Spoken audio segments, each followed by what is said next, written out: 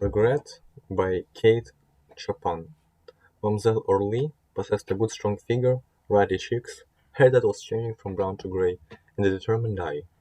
She wore a man's hat about the farm, and an old blue army overcoat when it was cold, and sometimes top boots. Mademoiselle Orly had never thought of marrying. She had never been in love.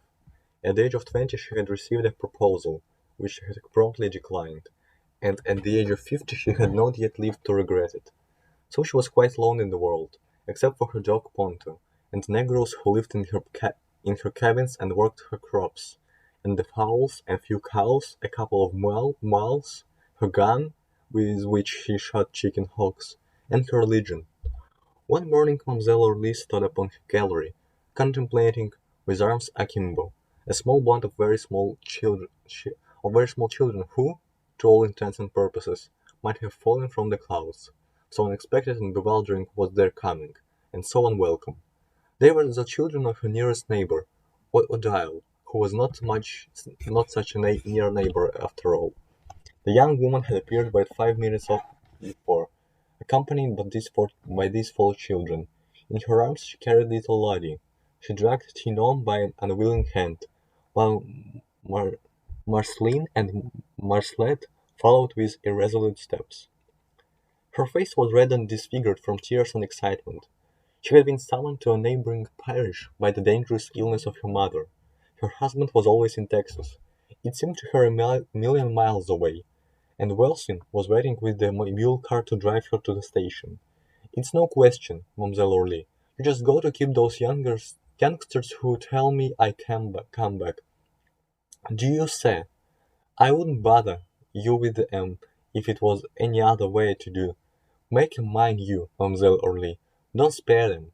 Me there, I'm half crazy between the children, and all not home, and maybe not even to find poor Maman Levencore. A harrowing possibility which drove Odile to take a final hasty, unconvulsive leave of her disconsolate family. She left them crowded into the narrow strip of shade on the porch of the long, low house. The white sunlight was beating in on the white old boards. Some chickens were scratching in the grass at the foot of the steps, and one had boldly mounted, and was stepping heavily, solemnly, and aimlessly across the gallery.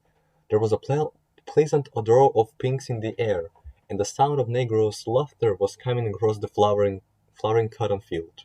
Mademoiselle Orly stood contemplating the children.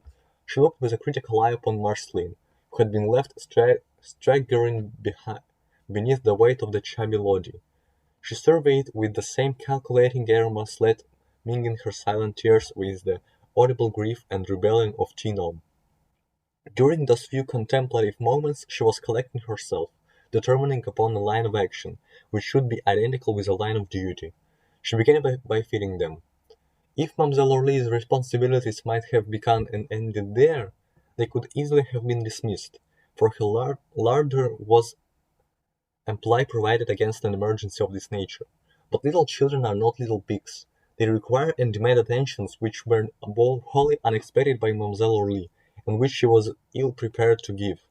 She was, indeed, very inept in her management of Odile's children during the first few days.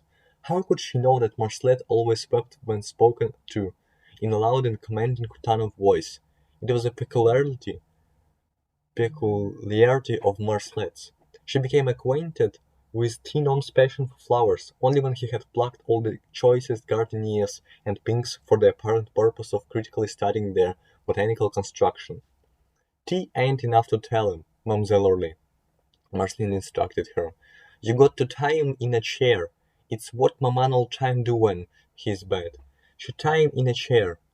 The chair in which Mademoiselle Orly tied Tinom was roomy and comfortable, and he seized the opportunity to take a nap in it, the afternoon being warm. At night, when she ordered them one and all to bed, as she would have shooed the chickens into the hen-house, they stayed uncomprehending before her. What about the little white nightgowns that had to be taken from the pillow slip in which they were brought over, and shaken by some strong hand till they snapped like ox whips? What about the tub of water, which had to be brought and set in the middle of the floor, in which the little tired, dusty, sun-browned feet had all every one to be washed sweet and clean, and it made Marceline and Marcelette laugh merrily. The idea that Mademoiselle Orly should for a moment have believed that T. Gnome could fall asleep without being told the story of Crook Mitaine or Loup Garou or worse, or that Ludi could fall asleep at all without being rocked and sung to. I tell you, Aunt Rabbie, Mademoiselle Orly informed her cook in confidence, me, I'd rather manage a dozen plantations than 4 children. It's terracent, bond, don't talk to me about children. T ain't expecting sick, as you would know everything about them, Mademoiselle Orly. I see that plainly yesterday when I spied that little child playing with your basket of keys. You don't know that makes children grow up hard-headed to play with keys. Just like it make 'em teeth hard to look in a looking glass. Them the things you got to know in the raising and management of children. Mademoiselle Orly certainly didn't pretend or aspire to such subtle and far-reaching knowledge on the subject as Aunt Rabbie possessed, who had raised 5 and buried ticks in her day. She was glad enough to learn a few little mother tricks to serve the moment's need. Tinom's sticky fingers compelled her to unearth white prawns that she had not worn for years, and she had to accustom herself to his moist kisses, the expressions of an affectionate and exuberant nature. She got down her sewing basket, which she seldom used, from the top shelf of the armoire, and placed it within the ready and easy reach which torn sleeves and buttonless waists demanded. It took her some days to become accustomed to the laughing, the crying, the chattering that echoed through the house and around it all day long. And it wasn't the first or the second night that she could sleep comfortably with little Lottie hot, plump body pressed close against her, and the little one's warm breast beating her cheek like the fanning of a bird's wing.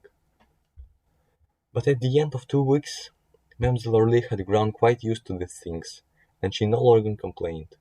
It was also at the end of 2 weeks that Mademoiselle Orly, one evening, looked away toward the crib where the cattle were being fed, saw Waltz in blue cart during turning the bend of the road. O'Dell sat beside the mulatto, upright and alert. As they drew near, the young woman's beaming face indicated that her homecoming was a happy one. But this coming, unannounced and unexpected, threw Mademoiselle Orly into a flutter that was almost agitation. The children had to be gathered. Where was Chinom? Yonder in the shed, putting an edge on his knife at the grindstone, and Marceline and Marcelette, cutting and fashioning doll racks in the corner of the gallery. As for Lottie, she was safe enough in Mademoiselle Orly's arms, and she had screamed with delight at sight of the familiar blue cart which was bringing her mother back to her. The excitement was all over, and they were gone. How still it was when they were gone! Mademoiselle Orly stood upon the gallery, looking and listening. She could no longer see the cart. The red sunset and the blue-gray twilight had together flung in a purple mist across the fields and road that hid it from her view. She could no longer hear the whizzing and creaking of its wheels, but she could still faintly hear the shrill, glad voices of the children.